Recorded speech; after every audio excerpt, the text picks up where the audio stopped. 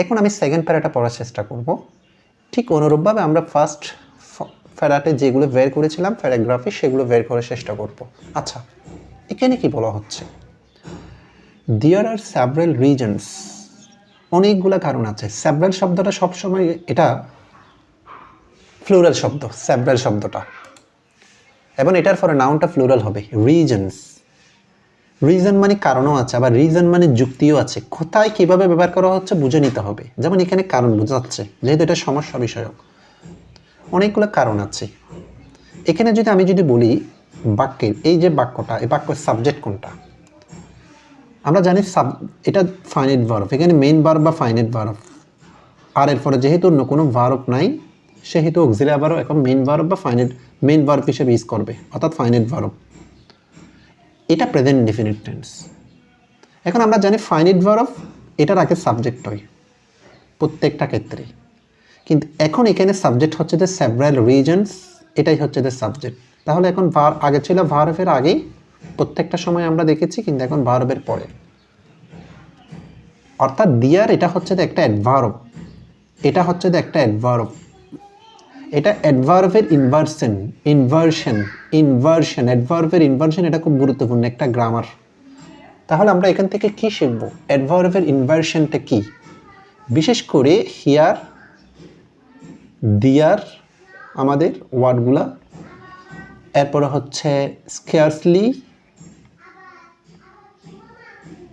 Hardly, এই যে এগুলো হচ্ছে যে অ্যাডভার্বের ইনভার্সন মানে কি? উল্টা করে দেওয়া। অর্থাৎ হিয়ার দিয়ার স্কেয়ারসলি হার্ডলি এগুলো দিয়ে বাক্য শুরু হলে সাবজেক্টটাকে প্রথম থেকে শেষে করে দিবে, মানে উল্টা করে দিবে, অর্থাৎ সাবজেক্টটা ভার্বের পরে চলে যাবে। এটাকে বলা হয় অ্যাডভার্বের ইনভার্সন। এটা খুব গুরুত্বপূর্ণ গ্রামার, এটা বিশেষ করে ব্যাংকের জন্য, প্রিলির জন্য খুবই গুরুত্বপূর্ণ। এই ইনভার্সন অফ অ্যাডভার্ব থেকে একটা কোশ্চেন করে, মাথায় রাখবা। আচ্ছা, তাহলে এটা একটা প্রিন্সিপাল ক্লজ, হোয়াই এটা একটা subordinating condition. Bangladesh was unable to, আর একটা মেইন ওয়াজ এখানে মেইন ভার্ব ফার্স্ট টেন্স। অক্ষম, টু রিডিউস ইনফিনিটিভ, আগে ব্যবহার করা হয়েছিল প্রথম শব্দটার মধ্যে রিডাকশন, এখন রিডিউস, টুর পর মূল ভার্বের বেস ফ্রম, এই জন্য নাউন থেকে এটা ভার্ব করছে। বাংলাদেশ সক্ষম দারিদ্র হ্রাস করণী, রেটস অ্যাজ ইফেক্টিভলি, কার্যকরভাবে, অ্যাজ ইট ইন্টেন্ডেড, এই যে আরেকটা অ্যাজ কনজাংশন, আরেকটা ইট ইন্টেন্ডেড, মানে যতটুকু আমরা ইচ্ছা করি ততটুকু আমরা করতে পারি না। আরেকটা সাবঅর্ডিনেটিং কনজাংশন, অ্যাজ একটা সাবঅর্ডিনেটিং কনজাংশন, তাহলে আরেকটা সাবঅর্ডিনেট ক্লজ পাচ্ছি, সাবজেক্ট ফাইনাইট ভার্ব। ইতিমধ্যে আমরা তিনটা ক্লজ পেয়েছি, একটা principal clause, why subordinating conjunction with, এটাও সাবঅর্ডিনেট ক্লজ, এবং এটাও সাবঅর্ডিনেট ক্লজ। তাহলে দুইটা সাবঅর্ডিনেট ক্লজ এবং একটা প্রিন্সিপাল ক্লজ পেয়েছি। সেন্টেন্সটা এখনো শেষ হচ্ছে না, খেয়াল করো কত বড় sentence. And many of this, এগুলোর মধ্যে অনেকগুলি কাউজেস, অনেক কারণ, আর ইন্টার কানেক্টেড, একটার সাথে আর একটা রিলেটেড।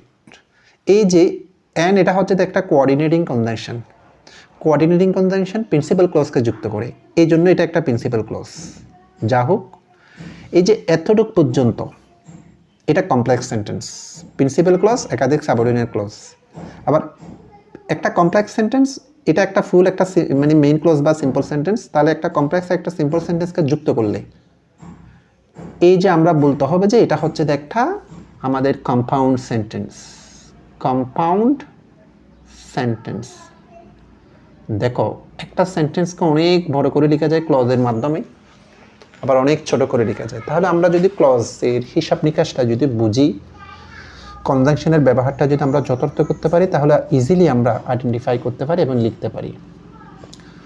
ওকে, উইদাউট অ্যাড্রেসিং ওয়ান, এই যে এটা একটা প্রেপোজিশনাল ফ্রেজ দিয়ে শুরু হয়েছে, উইদাউট একটা প্রেপোজিশন, টু ছাড়া বাকি সকল প্রেপোজিশনের পর বা প্লাস আইএনজি, উইদাউটের পর আইএনজি হয়েছে এখানে। অ্যাড্রেসিং ওয়ান মানে একটা পরিচয় করা ছাড়া, নির্দেশনা ছাড়া, নির্দেশ করা ছাড়া, এটা অ্যাড্রেস করা ছাড়া। ইট, এই যে বাক্য শুরু হয় ইট দিয়ে, সাবজেক্ট। তাহলে বোঝা যাচ্ছে যে এখানে একটা লেখার আমরা একটা কৌশল শিখতে পারি, শুধু সবসময় আমরা যে সাবজেক্ট দিয়ে বাক্য শুরু করব তা না, সাবজেক্টে রেখে আমরা এর আগে বাক্যের শুরুতে একটা ফ্রেজও দিতে পারি। এই বাক্যের শুরুতে সাবজেক্টের আগে যদি সচরাচর এটা ফ্রেজটা হয়, প্রেপোজিশনাল ফ্রেজ, বেশিরভাগ ক্ষেত্রে প্রেপোজিশনাল ফ্রেজ আমাদের এটা একটা মাথায় রাখতে হবে। এবং বাক্যের শুরুতে অ্যাডভার্বিয়াল ফ্রেজ হতে পারে, অ্যাডভার্বিয়াল ফ্রেজ বা কানেক্টরস হতে পারে আমাদের বাক্য শুরুতে সাবজেক্টের আগে। তাহলে বাক্যের শুরুতে সাবজেক্ট দিয়ে যেমন আমরা বাক্য শুরু করতে পারি, সাবজেক্টের আগে কানেক্টরসও দিতে পারি, প্রেপোজিশনাল ফ্রেজও দিতে পারি, অ্যাডভার্বিয়াল ফ্রেজও দিতে পারি। তাহলে আমি এই যে এক একটা বাক্য যদি এক একভাবে শুরু করি, এভাবেই আমার লেখার একটা ভ্যারিয়েশন হবে। তাহলে এক্সামিনার খুব অ্যাট্রাকটিভ মনে করবে লেখাটা, ফলে সে ভালো মার্কিং করার চেষ্টা করে আর কি। আচ্ছা, ইট ইজ ইম্পসিবল, এটা অসম্ভব, টু রিজলভ, এটা সমাধান করা, দ্য আদার্স মানে একটাকে ছাড়া আরেকটা সমাধান করা খুব অসম্ভব। বিষয়টা এরকম, মানে একটাকে অ্যাড্রেস করা ছাড়া আরেকটা কিন্তু সমাধান করা খুব সম্ভব নয়। এই যে এখানে ইস্ট হচ্ছে একটা ফাইনিট ভার্ব, ইস্টটা হচ্ছে একটা ফাইনিট ভার্ব, ইট হচ্ছে একটা সাবজেক্ট, তাহলে একটা সাবজেক্ট একটা ফাইনিট ভার্ব, এতটুকু পর্যন্ত এটা একটা সিম্পল সেন্টেন্স। আমরা এতটুকু পর্যন্ত যদি চিন্তা করি,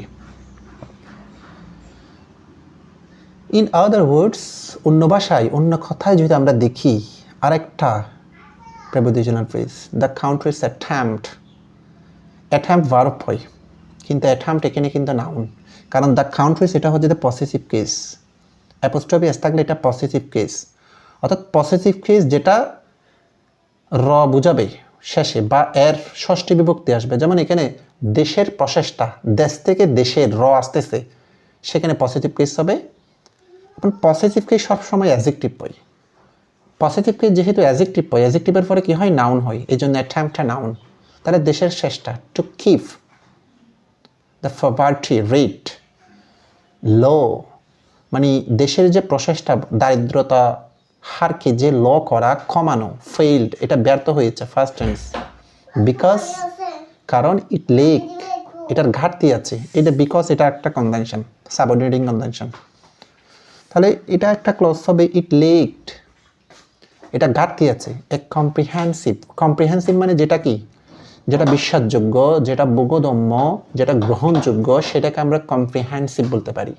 অ্যাপ্রোচ উদ্দেশ্য, লক্ষ্য, ফোকাসড অন দ্য পুয়ার, তাহলে কি বোঝানো হচ্ছে, অন্য কথায় দেশের যে প্রচেষ্টা দারিদ্র্য হ্রাসকরণে সেটা ব্যর্থ হয়েছে, কারণ আমাদের মানে দরিদ্রদের উপরে যে একটা লক্ষ্য, বোধগম্য লক্ষ্য, সেটার কিন্তু একটা ঘাটতি আছে। অর্থাৎ মানে গরিবদের জন্য সরকার যে মানে প্ল্যানগুলো চালু করে, যে স্কিমগুলো চালু করে, এগুলো কিন্তু যথাযথভাবে কিন্তু গরিবরা পায় না।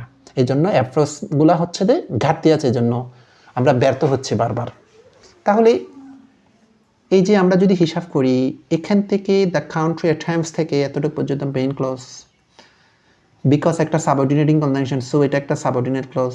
তাহলে একটা মেইন ক্লজ একটা সাবঅর্ডিনেট ক্লজ মিলে এটাকে আমরা বলতে পারি এটা হচ্ছে একটা কমপ্লেক্স সেন্টেন্স। হ্যাঁ, তোমরা আশা করি বুঝতে পেরেছ। এখন আমরা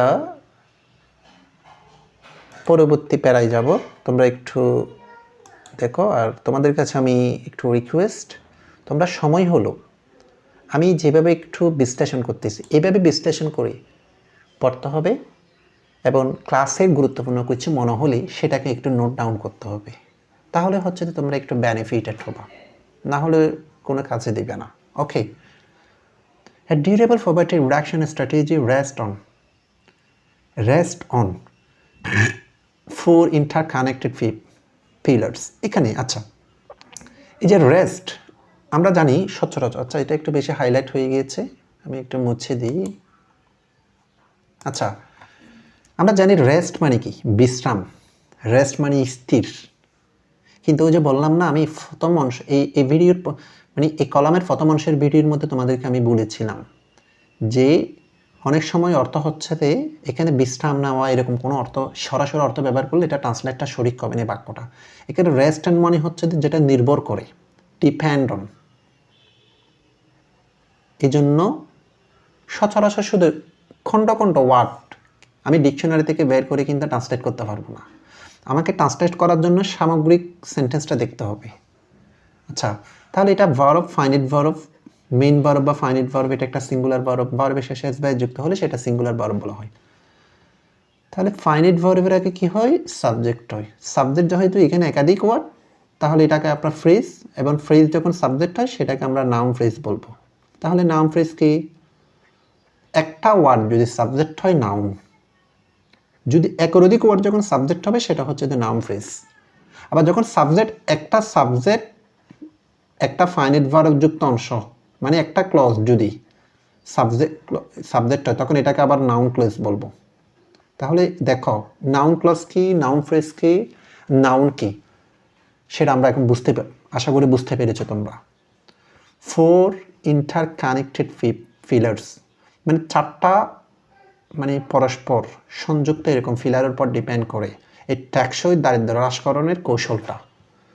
আচ্ছা, তাহলে এখানে কি কোনো কনস্ট্রাকশনের কাজ করা হয়েছে, বা এখানে কোনো বিল্ডিংয়ের কথা আমি বলেছি? একদম না। তাহলে আমাদের যে দারিদ্র্যের বিষয়টা হ্রাসকরণের জন্য কানেকশনের যে মানে দারিদ্র্য হ্রাসকরণের যে স্ট্র্যাটেজি, সেটার জন্য আমাদের এখানে রাইটার ফিলারের সাথে তুলনা করেছে। এই জন্য এটাকে বলবো আমরা, এটা হচ্ছে একটা ম্যাটাফর। এটা একটা ম্যাটাফর। তাহলে ম্যাটাফর কি? দুইটা বিষয়ের মধ্যে ভিন্ন দুইটা বিষয়ের সাথে তুলনা হবে, এটাকে ম্যাটাফর বলা হয়। তাহলে আমরা একটা ম্যাটাফর পেয়েছি এখানে, রূপক। The first is an accurate মানে সঠিক identification of poor household. প্রথম যে কাজটা সেটা হচ্ছে, যেটা বাক্যটা তোমরা বুঝতে পেরেছো, অ্যাকচুয়াল গরিব কারা তাদেরকে বের করতে হবে। Targeted policy is only as good as positive degree, মানে টার্গেটেড পলিসি মানে যেটা আমাদের একদম যে নীতিটা আমাদের আগে থেকে টার্গেট করা হয়, লক্ষ্য করা হয়, ইটস অ্যাবিলিটি, এটা সামর্থ্য অনুসারে, টু লোকেট নির্দেশ করা দ্য ইন্টেন্ডেড বেনিফিশিয়ারিজ। ইন্টেন্ডেড মানে ইচ্ছুক, বেনিফিশিয়ারি মানে উপকার করা। অর্থাৎ সরকার যে একটা টার্গেট করে, একটা লক্ষ্য করে, মানে এই যে পলিসিটা, যে অনুদানটা যাদের জন্য দেওয়া হচ্ছে তাদেরকে এখানে ইন্টেন্ডেড বেনিফিশিয়ারিজ, এবং তাদেরকে সঠিকভাবে আইডেন্টিফাই করতে হবে। এখন সরকার সহায়তা দিচ্ছে গরিবদের, এখন গরিবরা না পেয়ে পাচ্ছে অন্যরা। তাহলে এখানে যাদের উদ্দেশ্যে বেনিফিশিয়ারি যারা হবে তারা তো হচ্ছে না, অন্যরা হচ্ছে। দারিদ্রতা কীভাবে হ্রাস করা হবে? কখনো হ্রাস করা যাবে না, এটাই বোঝানো হচ্ছে এখানে। অ্যাবিলিটি শব্দটা নাউন, এই অ্যাবিলিটির অ্যাডজেক্টিভ হচ্ছে দ্য এবল, আবার এটার ভার্ব হচ্ছে ইনেবল। ওয়ার্ড ফরমেশনটা খুব গুরুত্বপূর্ণ। তুমি যদি ওয়ার্ড অ্যানালাইসিস করতে না পারো তাহলে কিন্তু তোমার ইংলিশে কি ভোকাবুলারিটা ইমপ্রুভ হবে না, এবং সঠিকভাবে তুমি প্রত্যেকটা শব্দের নাউন, অ্যাডজেক্টিভ, ভার্ব, অ্যাডভার্ব যদি না জানো ইউজ করতে পারবে না সঠিকভাবে। এগুলো বিশ্লেষণ করার চেষ্টা করতে হবে, এভাবে নোট ডাউন করবা যেটা ইম্পর্টেন্ট মনে হবে। Even after ডিকেডস of policy prescriptions, even after decades মানে হচ্ছে দশক, পলিসি প্রেসক্রিপশন, এই যে নিয়ম নীতি যে ডিসক্রিপশন দশকের পর দশক ধরে, বাংলাদেশ হ্যাজ ফেইলড, বাংলাদেশ ব্যর্থ হয়েছে, present perfect tense, have has PP from, to establish যে প্রতিষ্ঠা করতেই, ফুলি অপারেশনাল সম্পূর্ণ একটি উদ্দেশ্যগত, রেগুলেটরি আপডেটেড হাউসহোল্ড রেজিস্ট্রি, মানে নিয়ম, এটা রেগুলেটরি না, রেগুলারলি, অ্যাডভার্ব, রেগুলারলি আপডেটেড মানে যেটা বারবার যেটা নবায়ন করা হয়, হাউসহোল্ড রেজিস্ট্রি, অর্থাৎ যেটা আমাদের কি প্রতি বছর যে একটা নিয়মিত সত্যিকারের গরিব কারা যাদেরকে রেজিস্ট্রেশন করতে হয় সেটা। দ্যাট হচ্ছে একটা সাবঅর্ডিনেটিং কনজাংশন, এবং দ্যাট এখানে কিন্তু একটা রিলেটিভ প্রনাউন হিসেবে ব্যবহার করা হয়েছে। রিলেটিভ প্রনাউন কি? এই যে দ্যাট মানে কারা, এই বিষয়টাকে ইন্ডিকেট করে, অর্থাৎ যে প্রনাউন যে নাউনকে নির্দেশ করবে, এই নাউনটা হচ্ছে দ্য অ্যান্টিসিডেন্ট, এবং পাশাপাশি থাকলে এটাকে বলবো আমরা একটা রিলেটিভ প্রনাউন। এবং রিলেটিভ প্রনাউন এক ধরনের একটা কনজাংশন, সাবঅর্ডিনেটিং কনজাংশন, এবং রিলেটিভ প্রনাউন দিয়ে যে ক্লজটা শুরু হবে এটাকে আমরা সাবঅর্ডিনেট ক্লজের অ্যাডজেক্টিভ ক্লজ বলতে পারি। তাহলে এখান থেকে আমরা একটা খুব গুরুত্বপূর্ণ ক্লজ শিখতে পারি, সেটা কি? অ্যাডজেক্টিভ ক্লজ কি? অ্যাডজেক্টিভ ক্লজ হচ্ছে রিলেটিভ প্রনাউন দিয়ে শুরু হবে, এটা মাথায় রাখবা। That is usable across programs, তার মানে এখানে তোমরা খুব ভালো করে বুঝতে পেরেছ, অর্থাৎ যে নিয়মটা বিভিন্ন দশকের অনেক নিয়ম নীতি করা হয়, কিন্তু যাদের উদ্দেশ্যে করা হয় এটা, কিন্তু এগুলো সঠিকভাবে নিবন্ধন হয় না, যার কারণে হচ্ছে যে আমাদের যে একটা অপারেশন থাকে, উদ্দেশ্য থাকে, সেটা বারবার ব্যর্থ হয় আর কি। The national social security strategy, যেটা NSS এর পূর্ণরূপ, অ্যানভিশনস, খুব গুরুত্বপূর্ণ একটা শব্দ পেয়েছি আমরা, অ্যানভিশনস, পরিকল্পনা করা, যেটা সিনোনিম হচ্ছে যে প্ল্যান করা, সেটাকে অ্যানভিশনস বলা হচ্ছে। পরিকল্পনা করেছে। আর ন্যাশনাল হাউসহোল্ড ডেটাবেস, মানে একটা জাতীয়, মানে যারা গরিব ফ্যামিলি তাদের একটা ডাটাবেস পরিকল্পনা করেছে। অ্যান্ড সিস্টেমেটিক টুলস, এটা অন্যতম একটি মানে অ্যাপস বা সফটওয়্যারের মাধ্যমে কাজ করবে এরকম এরকম একটা টুলসকে বোঝানো হচ্ছে, ইনক্লুডিং প্রক্সি। এখানে প্রক্সি মানে হচ্ছে কোনো প্রতিনিধি, অর্থাৎ এটার জন্য বিভিন্ন সরকার প্রতিনিধিকে ইনক্লুড করেছে, বিশ্বস্ত। মিনস, এটার অর্থ হচ্ছে যে টেস্ট করবে। এই যে পাশাপাশি এখানে আমরা যদি একটা বিষয় যদি দেখি, আমাদের ইনক্লুডিং এটা কিন্তু প্রেপোজিশন না, কারণ এখানে সাবজেক্ট আছে প্রক্সি, মিনস এখানে একটা ফাইনাইট ভার্ব আছে, এটা একটা ক্লজ। সেহেতু ইনক্লুডিং এমনি একটা পার্টিসিপাল প্রেপোজিশন হয়, যে ভার্ব প্লাস আইএনজি যুক্ত হলে সেটাকে বলা হয় পার্টিসিপাল প্রেপোজিশন। কিন্তু এখানে এটা একটা কানেক্টরস হিসেবে ইউজ করা হয়েছে ইনক্লুডিং। বাক্যটা ধরনটা একটা সেন্টেন্সে কোন ওয়ার্ডটা কীভাবে ব্যবহার করা হয় অ্যাকচুয়ালি কিন্তু ওই সেন্টেন্সের কনটেক্সটের উপর ডিপেন্ড করবে, আন্দাজে কিছু বলা যাবে না। এইভাবে যদি আমরা আইডেন্টিফাই করতে পারি তাহলে আমরা কিন্তু এগুলো সঠিকভাবে লিখতে পারবো, সঠিকভাবে বুঝে প্রয়োগ করতে পারবো। যে আচ্ছা, টেস্টিং পাশাপাশি দুইটা ভার্ব হলে দ্বিতীয় ভার্বটা নন ফাইনাইট ভার্ব বা প্লাস আইএনজি হবে। টু সাপোর্ট আরেকটা নন ফাইনাইট ভার্ব, তাহলে finite verb, non finite verb, অর্থাৎ একটা ফাইনাইট ভার্ব হবে একটা ক্লজে, একাধিক নন ফাইনাইট ভার্ব হতে পারে।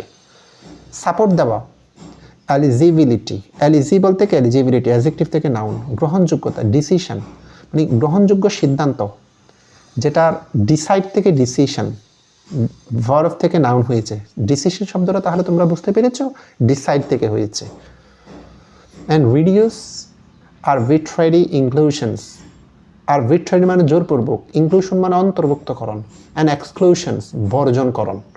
অর্থাৎ এটা এমন একটা ডাটাবেস যেটা প্রতিনিধি নিয়োগ করে, যেটার কাজ হচ্ছে সরকার এমন গ্রহণযোগ্যভাবে তারা সাপোর্ট দিবে, জোরপূর্বকভাবে কাদেরকে অন্তর্ভুক্ত করা হচ্ছে এবং সত্যিকার আবার কাদেরকে বাদ দেওয়া হচ্ছে, এই বিষয়গুলো উঠে আসবে। এরপরে আমরা যদি দেখি উইদাউট দিস, এটি ছাড়া, উইদাউট দিস ফাউন্ডেশন, এই ফাউন্ডেশনটা ছাড়া, এখানে আমরা দেখো এখানে ফাউন্ডেশনের কথা বলেছে বিশেষ করে, তাহলে এটা ফাউন্ডেশন শব্দটা হচ্ছে যে কনস্ট্রাকশনের কাজে ইউজ করা হয়। এই কনস্ট্রাকশনের কাজের সাথে এখানে কম্পেয়ার করা হচ্ছে, এই যে কাজের মানে যে কাজটা, যে প্রসেসটা, যে স্ট্র্যাটেজিটা, এটা একটা মেটাফোর আমরা পাচ্ছি। ফ্রাগমেন্টেশন মানে যে বললাম যে খণ্ডিতকরণ, দ্বিখণ্ডিতকরণ, কাজটা সাকসেসফুল না হওয়া। পারসিস্ট, এটা বিদ্যমান আছে। And accountability is a risk, মানে অ্যাকাউন্টেবল থেকে অ্যাকাউন্টেবিলিটি, জবাবদিহিতা। অ্যাকাউন্টেবল হচ্ছে যে যেটা অ্যাডজেক্টিভ থেকে নাউন হয়েছে, ইজ উইক, যেটা জবাবদিহিত দুর্বল হয়ে গিয়েছে। এই যে সেন্টেন্সটা, এটা হচ্ছে একটা কম্পাউন্ড সেন্টেন্স, কারণ এখানে আমরা এই অ্যান্ড হচ্ছে একটা কোঅর্ডিনেটিং কন্ডিশন, এবং এটা একটা প্রিন্সিপাল ক্লজ, এটা একটা প্রিন্সিপাল ক্লজ। কোঅর্ডিনেটিং কন্ডিশন দুইটা প্রিন্সিপাল ক্লজকে যুক্ত করে, এবং প্রত্যেকটা ক্লজে সাবজেক্ট ফাইনাইট ভার্ব আছে। Fragmentation subject, persist finite verb. Accountability হচ্ছে যে সাবজেক্ট, ইজ হচ্ছে যে এখানে ফাইনাইট ভার্ব। আমি এভাবে তোমাদের এই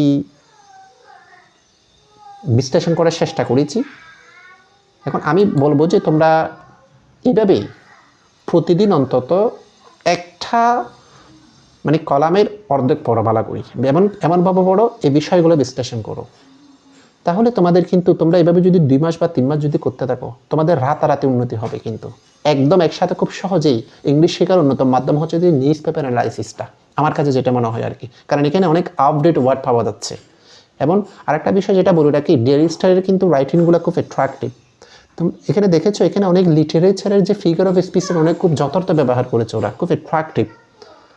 আজকে আমি এতটুকু থাক তোমাদের, আমি বিদায় নেওয়ার আগে তোমাদেরকে বলবো প্লিজ আমার চ্যানেলটা সাবস্ক্রাইব করো, আর তোমরা একটু বেশি বেশি করে কমেন্ট করো এবং লাইক করো এবং ভিডিওটি শেয়ার করো। ধন্যবাদ।